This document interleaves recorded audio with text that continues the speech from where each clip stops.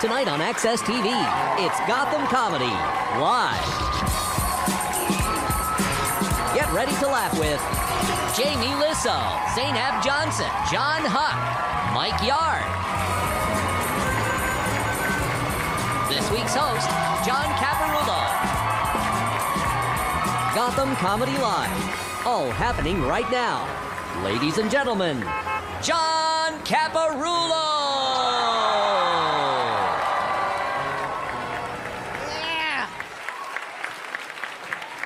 Fuck yeah, huh? Gotham Comedy Live in New York. This place fucking scares me. It is. This place, I mean, I've lived in L.A. I'm from Ohio, which you can... Shut up, that's not a joke. That's real shit, all right? But I mean, I've lived in L.A. for 15 years. This place is different. I can't figure out cabs. Why do they need me to tell them where to fucking go? I mean, they should know their city by now. I mean, I was here for Thanksgiving a couple years ago. I got in a cab and I'm like, I get in, I'm like, MetLife Stadium. He goes, you got cross streets? I'm like, yeah, MetLife Stadium and MetLife Stadium's fucking parking lot? I mean, what? If I got in a cab and said, I mean, can you take me to Grandma's house? I could understand. You'd be dick. But I went to, it was at the butt fumble game. That's it, yeah. That's a pelt on my wall, huh? That's impressive. Some people saw the Immaculate Reception. I was there for the fucking butt fumble.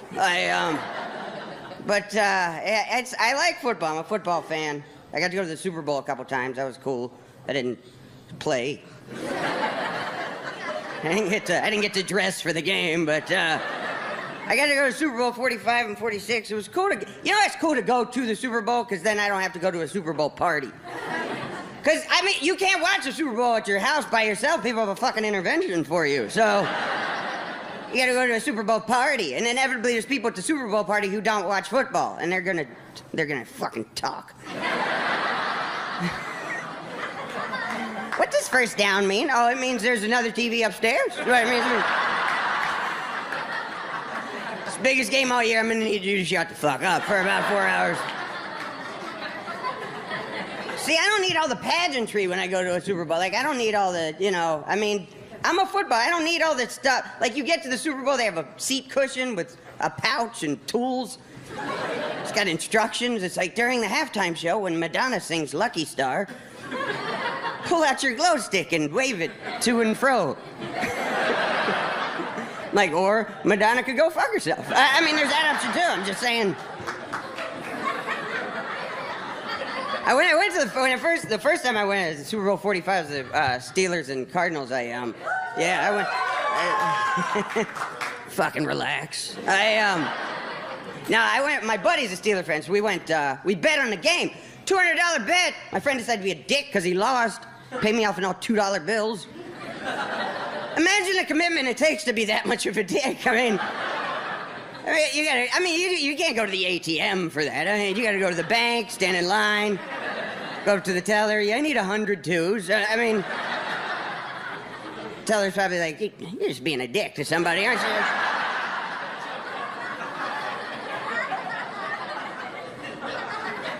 So I gotta spend 100 twos. That's not easy either. I mean, 'cause everywhere I go, I gotta pay with fucking twos. Every cashier's like, that's a $2 bill. I'm like, oh, this is the guy who fucking gave it to you. I know, just... One cashier actually did the light test on him. Just... Like I'm counterfeiting fucking twos, really? I mean... Yeah, twos and Sacagawea coins. I like to have really, really conspicuous counterfeit money, lady. I'm married now somehow. I like being married. Some dudes are just not real supportive. Like one of my best friends, when we got engaged, is like, oh, have fun having sex with the same woman every night for the rest of your life. I'm like, well, that would improve my numbers. So, I mean, thank you. I can see it. can see how it's a sacrifice for some guys. I mean, with your lifestyle, your sex life. For me, not so much. You know, there's this long line of pussy outside my door. Like, you're all gonna have to go home now. I'm sorry. The position's been filled. Pretty much a productive move for me. I mean, but yeah, we got married. We've been married 2 years. She wants to have kids. I guess we're trying. I'm just doing the same shit. Really, didn't really adjust my swing on that at all. Less cleanup now, I guess, is too far. But I mean, it's I mean, I don't know, at this point, I'm still just getting used to her. We're both dog people, that's good. I mean, I'm trying to convince her, like, hey, dogs are kind of cool too, you know? And by the time they get to be teenagers, they fucking die. I mean, there's that. But yeah, I couldn't imagine being with somebody who doesn't like dogs. Like, I went out with this girl a few years ago. I didn't know she didn't like dogs, so she came over. She's horrified. Ew. You let your dog lick your face? I'm like, yeah, I know him. It's not gonna go any further than this. I mean, but he licks his butt. Well, not recently. I mean, it's kind of like the 5-second rule. Like, I don't let him go straight from his mud hole to my face. I like catch him licking his butt. Like, oh, hey, when you're done there, hook me up immediately.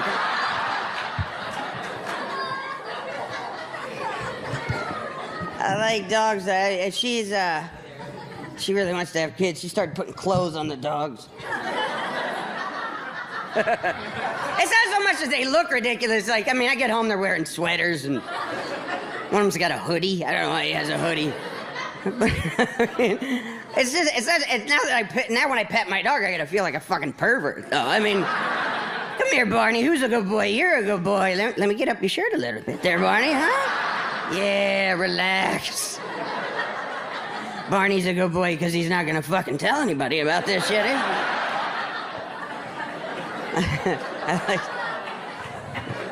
he? It's being married's different. There's now, you know, she tries to get me to eat healthier. She shops at Whole Foods. It's fucking hippie. I've been there once myself. I did like 3 laps with an empty basket and left. I was mad. I'm like, how are you people still in business? I mean, like, this lady's like, can I help you find something? I'm like, yes, something I'd fucking recognize. It'd be fantastic. Yeah, where's your Oreos aisle? Do you have that? I mean...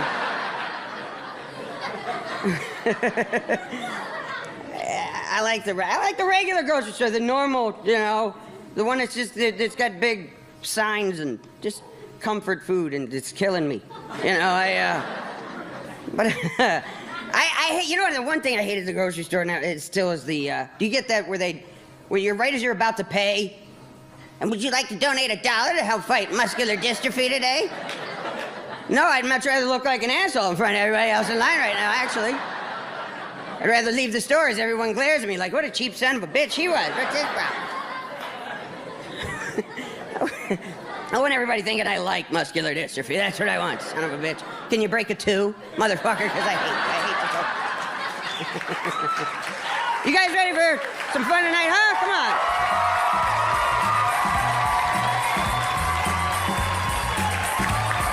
Stay tuned for more laughs on Access TV, live from the Gotham Comedy Club in New York City. Jamie Lissow is taking the stage when we return.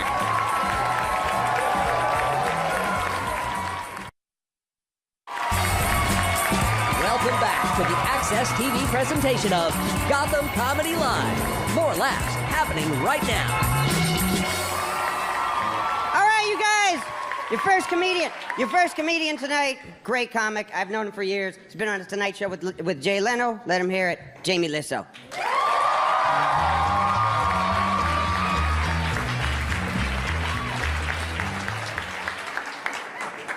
Thank you guys so much, man. This is, thanks everybody for coming. If you guys hadn't come, this would be fucking weird.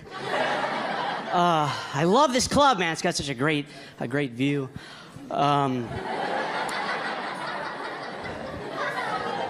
I hope this goes well because it's live, and it's like I always tell my friends, it goes better than it does. I was like, holy fucking proof out there. Oh my goodness. This is weird. The other day I noticed if you watch all the Harry Potter movies back to back in order and really pay close attention, you're a fucking loser.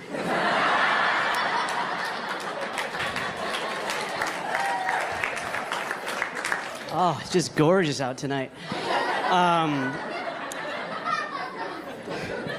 New York is a weird place. I hurt my finger the other day, and I had to go to the emergency room, and the doctor looked at it, and he goes, man, Jamie, that is a bad fracture, but it could be worse. And I go, really? And he goes, yeah, you could be a magician.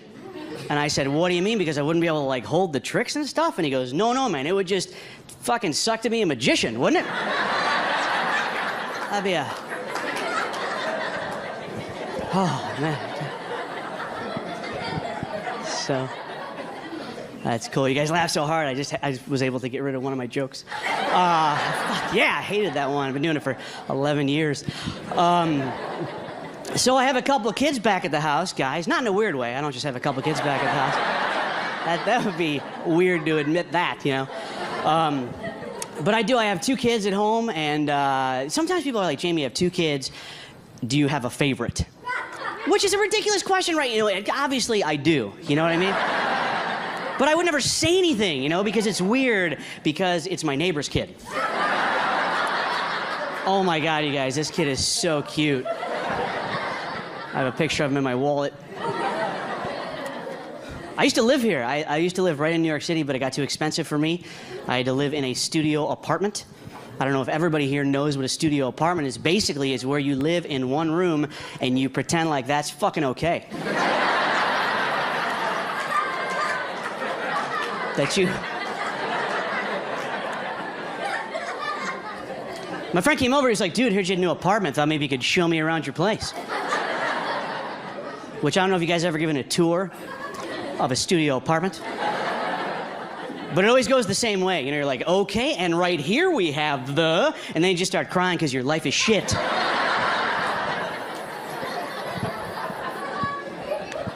My friend goes, Jamie, you should put up a mirror on the wall.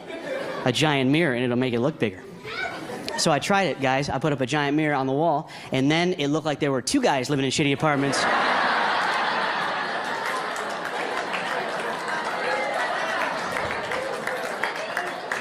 2 failures in matching pajamas. Like, oh my God, that guy's trying to hang himself too.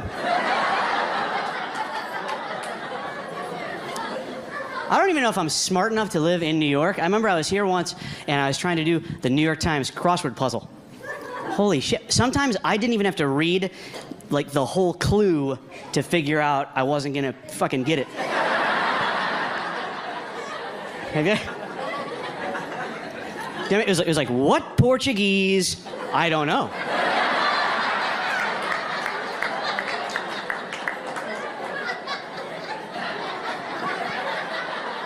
I don't think I know one Portuguese thing. I wouldn't be able to get that one if you let me write the rest of the question.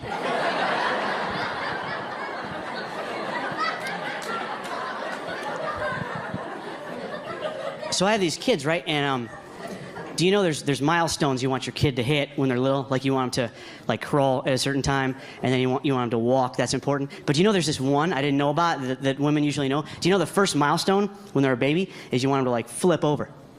Right? That's like a big thing when the baby flips over from front to back. That's a real thing. I didn't know that was a thing, right? And my wife, when we had a baby, one day she goes, Jamie, get in here. The baby, Charlie, is about to flip over. And so I just didn't go in there. You know what I mean? I just didn't. Why would I go in there to see? So I just stayed watching TV. And then she comes in, and she seemed. I don't want to use the word agitated because it's not strong enough. But she goes, you missed it. Charlie flipped over, and you missed it. And I go, who gives a fuck? That's what I said without thinking. I said, who gives a fuck? And then she looked at me so angry. I said, no, I mean like a cheer, like, who gives a fuck? I do. Yeah. That's a real thing, you guys, to flip over. I remember my wife's friend was over once, and they were all worried because she was like, oh man, Cindy is almost 9 months old, and she hasn't flipped over yet, you know. And I was like, yeah, I don't think it fucking matters. You know what I mean? I don't. Sorry to interrupt, but I don't think it matters. And she was like, well, how do you know? And I go, no, I'm just saying Cindy, you know, she might not be doing it now, but she'll be fine. She'll be fine. But she says to me, and she goes, well, how do you know you're not a doctor? And I go, well, here's how I know. All of us in this room, you know, we don't like know someone at work that can't fucking flip over. Do you know what I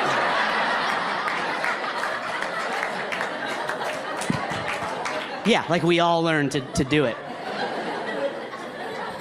You don't like go to the beach and there's a guy like, I can't flip over. I never learned to do this. Guys, I never help. I'm burning on the one side.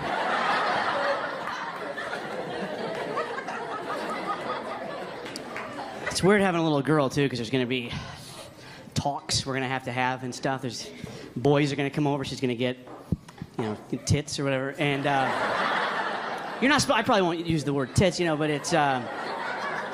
But what I thought was, I was thinking a great idea would be to just teach my daughter to give the best hand job in the world. And well, no, like I wouldn't teach. Hold on, hear me out here, guys. I think you should just give me a second on this one. Well, all I'm saying is a hand job, think of all the good things that come from a hand job, okay? There's no baby. That's why they call that a happy ending, because there's no baby. And there's no diseases. Okay. Listen, guys, I'm just saying that I don't want my daughter to end up on one of those MTV shows, you know what I mean? There's no MTV show called 16 with cum on my hand, you know what I mean? There's no... Right? Oh, you know...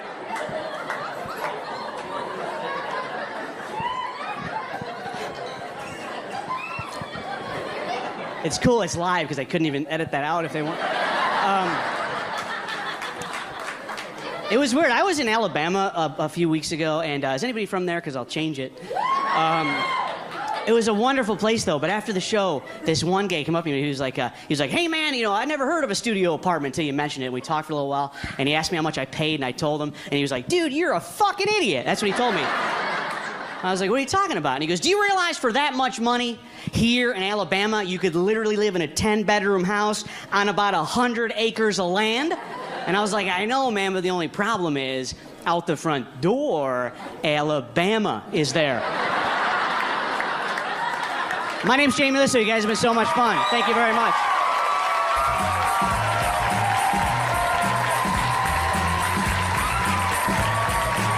Stay tuned for more laughs on Access TV, live from the Gotham Comedy Club in New York City. Zainab Johnson is taking the stage when we return. Welcome back to the Access TV presentation of Gotham Comedy Live. More laughs right now. Your next comic, you know her from Last Comic Standing. Give it up for Zainab Johnson. Let her hear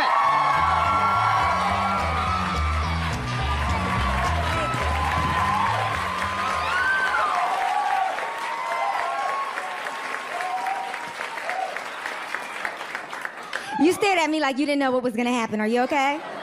She's like, is it really? It's me. You wanna? Yeah, you just made me feel famous. Hey. So, I appreciate that.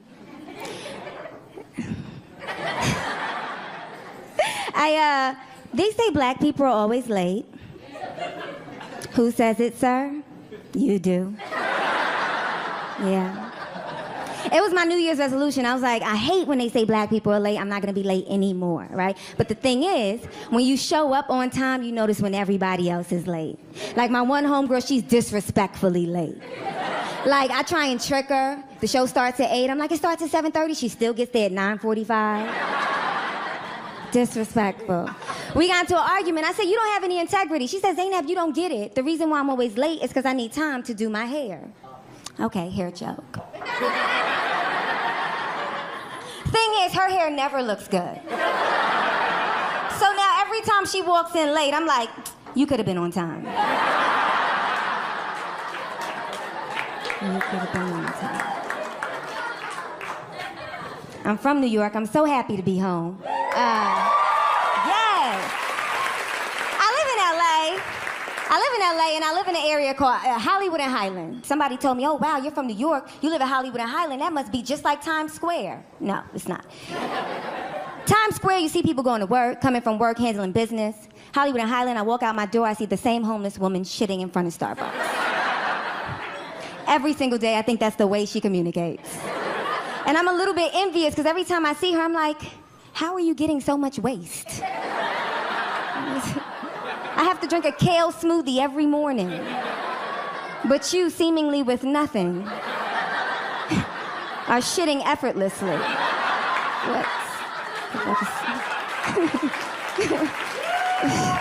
How is that possible? I'm happy to be home. I'm happy to be home because I see some of my family in the audience. It's actually 13 of us. Yes, I have 7 brothers, 5 sisters, all from the same mother and father. My mother's crazy. She's freaking crazy. I brag about it though. Like I feel like that's the thing that makes me special. You know, like I grew up in New York. At times we ain't have shit. So I feel like whenever I was losing, that was like my go-to win. Like kids would come up to me in school and be like, Zainab, did you get an A on the test? I'd be like, no, but I know my father.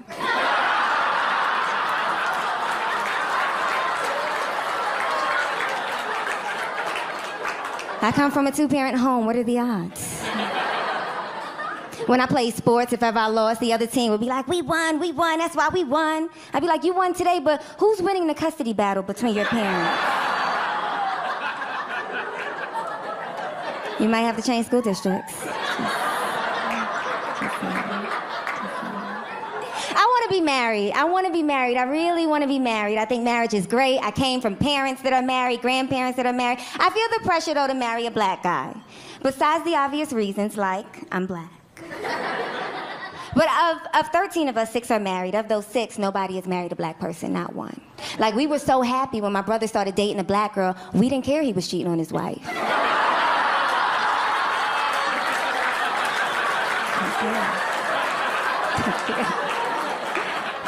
I found out later she was Dominican. I was like, we'll take it. That's close. That's close. It's so interesting though, like we're so different. It's so interesting to see 13 people grow up in the same house and be so different. Like my sister, she's older than me, but she's always been like bougie. You know, like extra bougie. She just married this, a British guy from the UK, older, with a little bit of money, you know? And like people, she's in the audience, she just said a lot.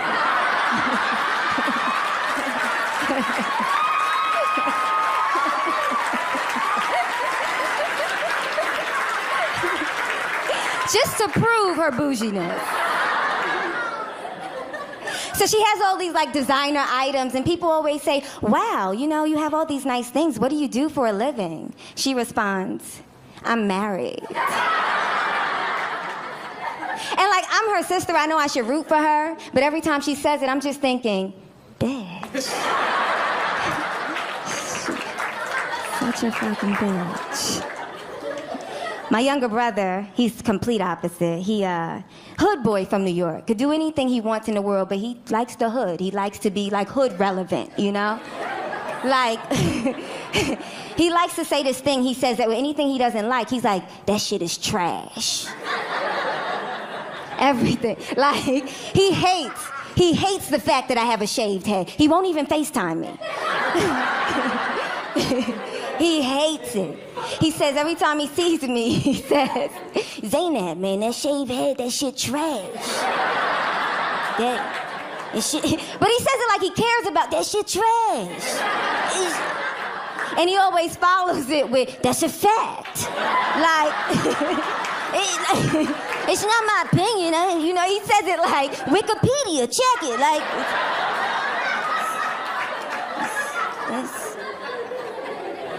he said, Zainab, what are you doing? I said, I'm in my car. He said, drive down to the city dump and stick your head in, because that shit is trash. That's your fact. He says it about anything, though. He can see a pretty girl he likes. Yo, I'm trying to take you out. No, I'm good. Oh, she trash.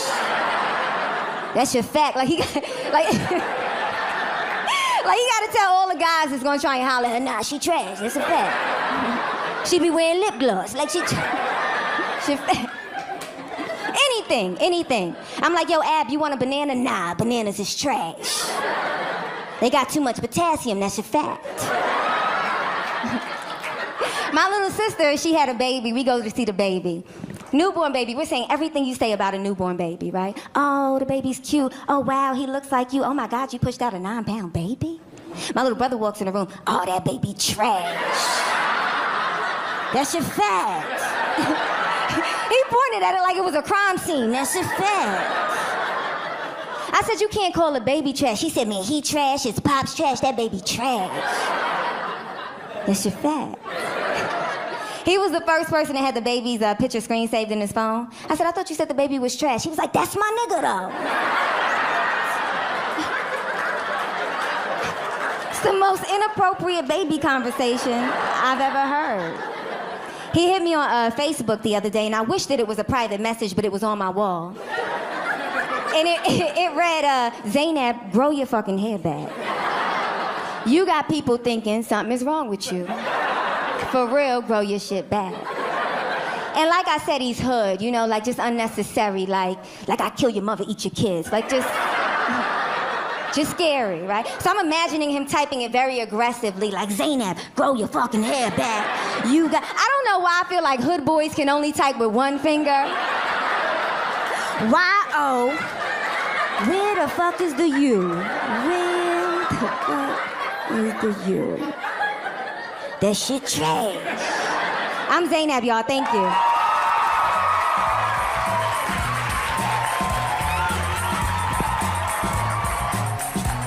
Stay tuned for more laughs on Access TV, live from the Gotham Comedy Club in New York City. John Huck is taking the stage when we return.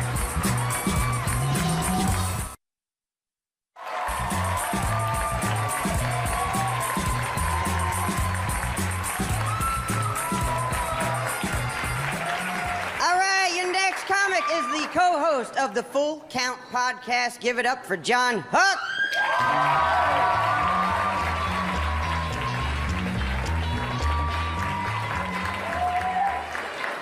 How is everybody?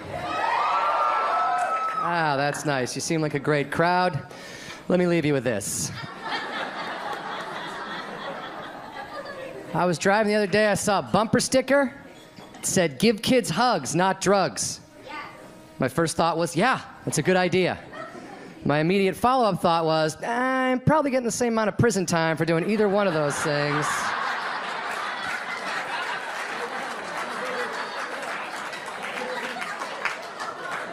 I feel like I'd be better off going to a crowded playground and just throwing out fistfuls of crack rock like birdseed, rather than showing up like, hey, who wants a hug? Come on, give me a hug! What's that, officer? No, I don't have children of my own. I saw a bumper sticker and I do what signs tell me. I'm an idiot. Sorry if I seem tired. I've not been getting the proper amount of sleep lately. Where I live, the communal washer and dryer to my entire apartment complex backs up to my living room wall. Right. So I can hear people doing laundry all hours of the night and day, which is not a big deal as long as people are washing human laundry. Shirts, pants, socks, stuff like that. Got a new neighbor who doesn't understand that? Every other day, she's like, what? It's 3:30 in the morning. This is a perfect time to wash a load of zippers, nickels, and drill bits.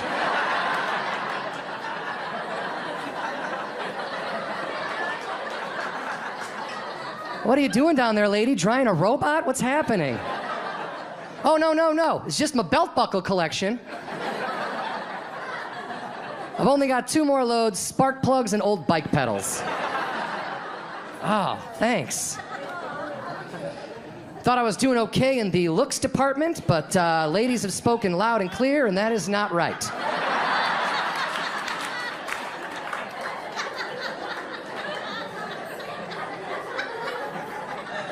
Was out at a bar, minding my own business, watching the TV, noticed 2 women on the other side of the bar staring at me, burning a hole in me. So I was like, I should go talk to these ladies because I think that's how society works. I have no idea, really. I don't get out a lot. So I casually walk up to these ladies and as smooth as I could introduce myself. Hi, I'm John. Couldn't help but notice you were looking at me studying me from afar, you know? And this one girl cuts me off. She goes, yeah. Because if anything weird happens to me or my friend here, I won't be able to describe you to the police later.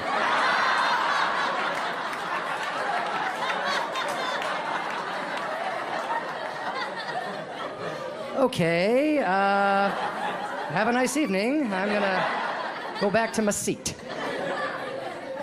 Walking home that same night, head down, super bummed out about how that went. Guy I don't know on the other side of the street yells out at me, "Hey, that beard makes you look like a racist." What? I said, "Excuse me?" He goes, "You heard me, man. That beard makes you look like a racist." And I stopped. I was mad. I was like, "First of all, sir, it is 2014. That is a small-minded, ignorant thing to say to someone. And secondly, I think the word you're looking for is rapist."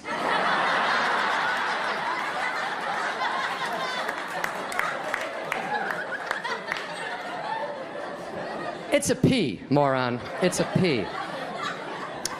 Ignorance is everywhere, though, guys. You can't learn everyone all at once, anyway. I don't think I'm going to have children. I don't think that's in the cards for me. Not because I'm anti-kid or I hate kids or anything, but I'm actually afraid of dad anger. In case you don't know, dad anger is a disease that affects 99.9% of all men with children. And I've seen it firsthand, and I don't want it personally. I remember being 7 years old, looking into the kitchen of the house I grew up in, and I could see my dad in there. He was getting into a fight, a physical altercation with a piece of individually wrapped American cheese. And it was just getting worse and worse. He was like, "Oh, fucking cheese. God damn it, cheese, cheese." He rips it in half, throws it on the ground, storms out of the kitchen. I'm 7. I'm like, "Oh my God, he hates cheese. I don't want to be an adult if I can't love cheese. That looks awful." As I got older, though, I realized that wasn't about cheese at all. That piece of cheese represented my father's dreams.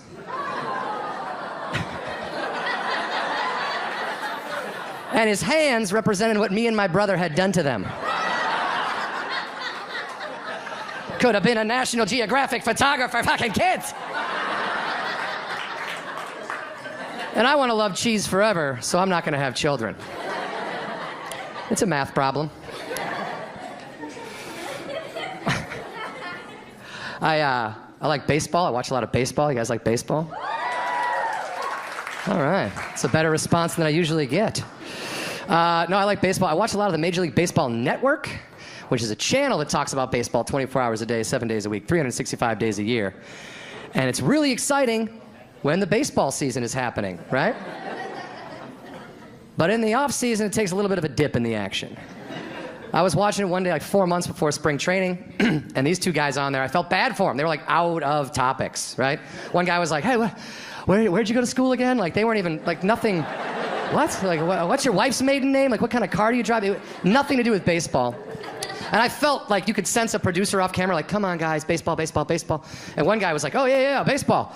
And he just pulls a topic out of thin air and he says, "Hey, what if the players from back in the day were to come back now and see the way the game is played?" The other guy's like, "Oh my God, a topic. Awesome." And his quote was, "Yeah, I mean, if Babe Ruth came back today, the first thing he'd say is, 'Wow, look at the velocity on these pitches.'" And I'm sitting at home like, I don't know about that. I don't claim to know Babe Ruth. I don't claim to come from the time of Babe Ruth, but I've seen some documentaries and I've read a couple of history books. And I think if Babe Ruth came back today, see the way the game is played now, one of the first things he might say is, "Holy shit, there's a lot of black people playing this game." Followed closely by, "Why are my powers useless against them?" "Somebody give me a Cuban cigar." What?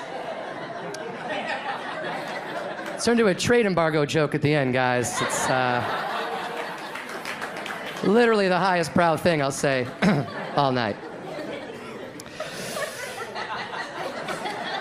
My brother's an idiot. He doesn't have a TV, don't worry, we can talk about him. He doesn't think before he speaks. He's only a few years younger than me, does not think before he speaks. I was out at a bar, minding my own business, eating dinner by myself, because I'm super popular. And I turn to my right, and like 4 tables away is Weird Al eating dinner with his wife like a human being. And I freak out. I'm like, oh my God, I love Weird Al. Oh, I was like, really influenced me as a kid. I thought Weird Al was fantastic. My brother loved Weird Al. So I get away from the table. I don't want to freak out next to him. So I get away from the table. I call my brother. I say, hey man, you got to get down here. Weird Al is here. To which he responds with, huh? Yankovic or Pacino?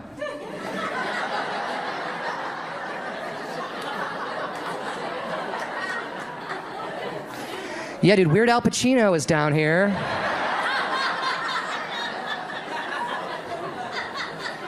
He's got an accordion, and he's shouting out lines to Son of a Woman in Scarface. You're the first person I called. Click. Guys, I'm John Huck. Thanks a lot. Enjoy the rest of the show. Stay tuned for more laughs on Access TV, live from the Gotham Comedy Club in New York City. Mike Yard is taking the stage when we return.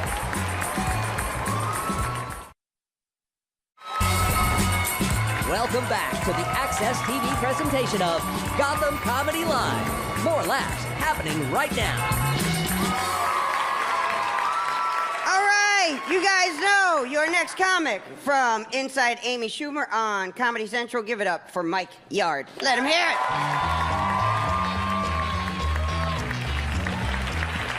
Hey, what's up? All right, that was kind of whack. Thank you. 40,000 people in here, but you're the only one. I appreciate that. I don't blame y'all. I don't want to be here either. I really don't. If I didn't really need this $25, I would not fucking...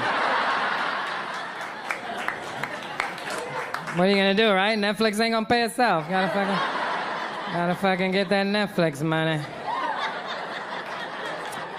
I'm lying. I love doing this job, man. I love doing comedy. I can't do anything else. I tried to have a job. I did.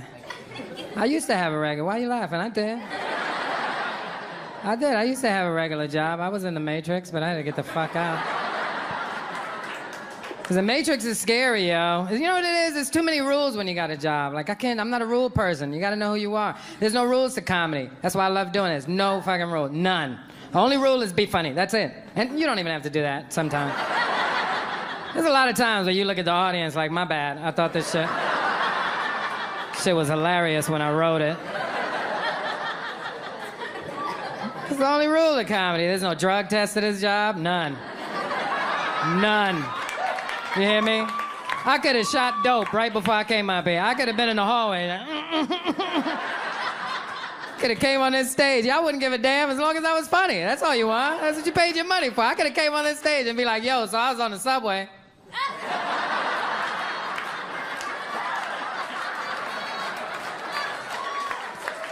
I'd be like, that heroin addict was hilarious. The way he kept nodding out in between jokes was suspenseful. I can't do it, man. It's too many damn rules. Like most jobs, you gotta be there, what, like 8, 9 o'clock in the morning, right? 8. Now, like, why? Why? I'm not gonna work at 8 o'clock, so why the fuck am I here, right? I could have had my coffee and bagel at home. You're just making me uncomfortable while I eat my breakfast. Because I'm gonna eat regardless. Fuck this job. 8, 9, that's too early. And then they want you there for 8 hours, minimum. Most people do more than that, but minimum 8 hours. Like, what? 8 hours? What the fuck? Like, what are we doing here that gotta take 8 hours to finish? Like, what are we, saving the world here at Staples? What the fuck is really going on?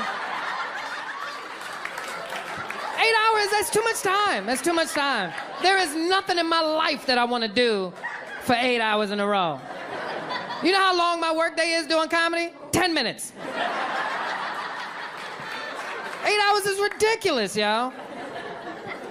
That is 1/3 of my day, right? Let's do math. I think I'm right. Any Asians in here? Ain't 1/3?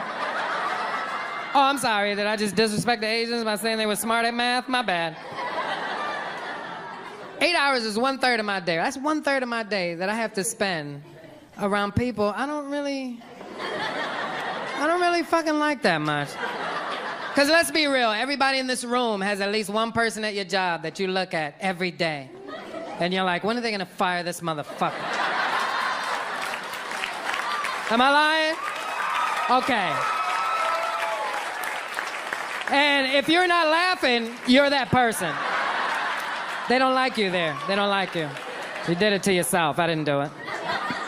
It's too much time, man. It's too much time to dedicate to one thing. Let me give you a better example why that's too much time, right? I got a son, and I love my son to death, man. I would die for my son. That's how much I love him. If I'm in a situation where somebody got a pistol, or both of us, and they're like, one of you guys got to die, and the other one gets to live, then you got to kill me. It's not a discussion. That's how much I love my son. You got to kill me so he can live, right? But I have never spent 8 hours in a row with that little motherfucker. Okay, let me tell you something. After about 45 minutes, I'm like, yo, don't you got Xboxes and shit you need to go play? Like, why are you hanging out with me, yo? Go do young shit. Like, fucking run for no reason. Get out of here. I feel like some people judge me when I call my son a motherfucker. That's because you don't know him. Look, people always take his side because he's a kid, but my son is an asshole. Like, I love my son. Like I said, I would literally die for my son, but he's an asshole, all right? Okay, listen to me. Everybody in this room has had a conversation with somebody, and when that person walk away, you're like, what a fucking asshole. Okay, that person had parents. I happen to be the parent of an asshole, and I've come to terms with that.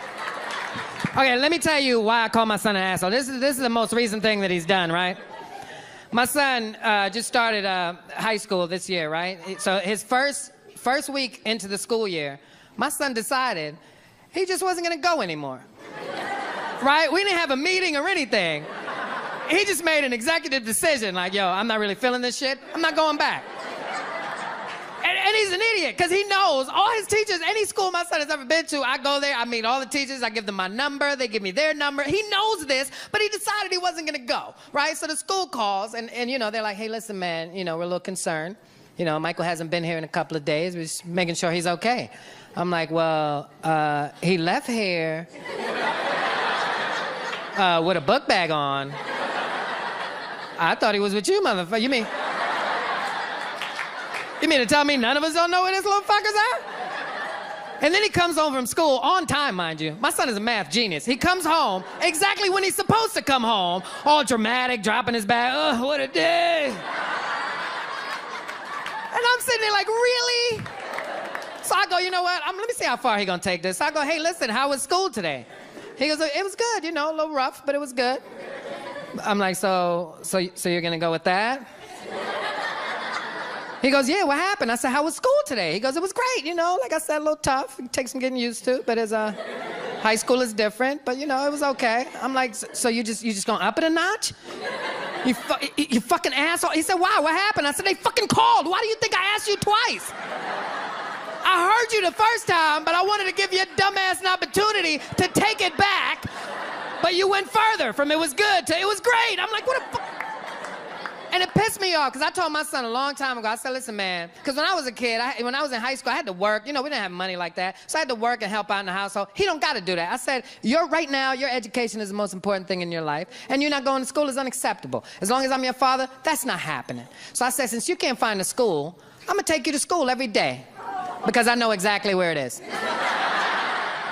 And he got excited. He's like, oh, I get a ride to school. I don't got to take the subway. You know, it's New York City. You got to take the subway to school. He got a little excited, but he forgot in his excitement that I was a comedian. So what I did was, this is exactly what I did. What I did was, the first day I took him to school, I dropped him off in front of the school. I don't play that side of the school shit. I'm not saving face for you. I'm pulling up right in front of the school, and I got a piece of shit car. It's loud.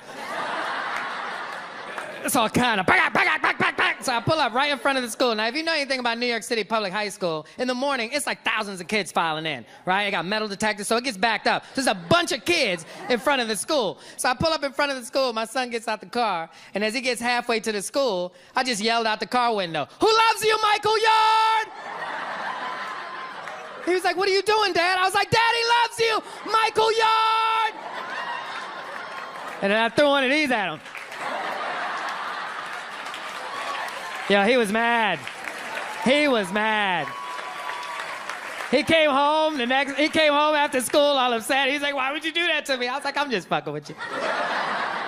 So the next day I took him to school, right? I pull up in front of the school, and as he gets out the car, he gets halfway to the school, he just turned around, he had the saddest look on his face, like, Daddy, please don't. I was like, nah, you good, you good. So as soon as he turned around, I jumped out the car with my t-shirt tied up in a bun, a fake belly button ring. I was looking extra sexy, and I just ran up to him. You forgot to give Daddy a hug. Daddy loves you. So does your other daddy. You guys have been amazing. I'm Mike Yard. Thank you very much.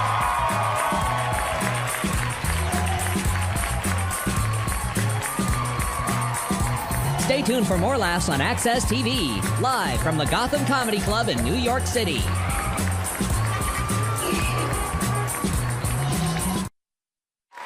Welcome back to the Access TV presentation of Gotham Comedy Live. More laughs right now. Yeah! You guys have been phenomenal tonight. As like Jamie said earlier, it's so much better when there's people. It really is. I remember one of my first shows in Los Angeles. I did a show for one guy. What? I'm like, I was mad that he fucking stayed. I'm like, what do you want? Just go, man. It's not even a show, it's a fucking conversation, except I'm louder. It's just weird. All right, we're gonna bring up the comics that you saw tonight. Come on, guys. Give it up for Jamie Lissow, Zainab Johnson, John Huck, and Mike Yard. Let him hear it.